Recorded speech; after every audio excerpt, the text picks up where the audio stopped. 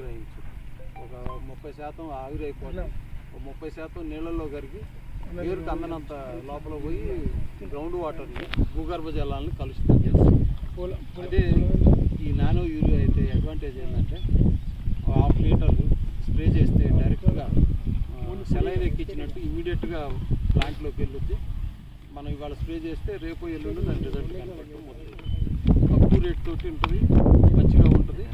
ఇంకా రైతులు అలవాటు పడలేదు కాబట్టి దాని గురించి కొంచెం వెనక్కి ముందుకు రైతులందరికీ సలహా ఏంటంటే, సలహా మరియు రిక్వెస్ట్ ఏంటంటే నానో యూరియాని వీలైనంత వాడుకోండి.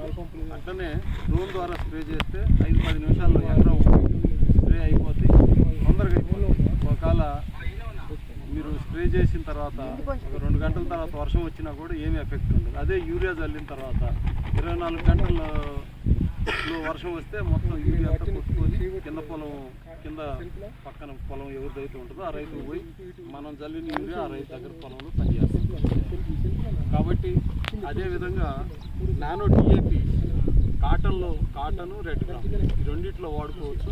ఎక్సలెంట్ రిజల్ట్ వస్తుంది.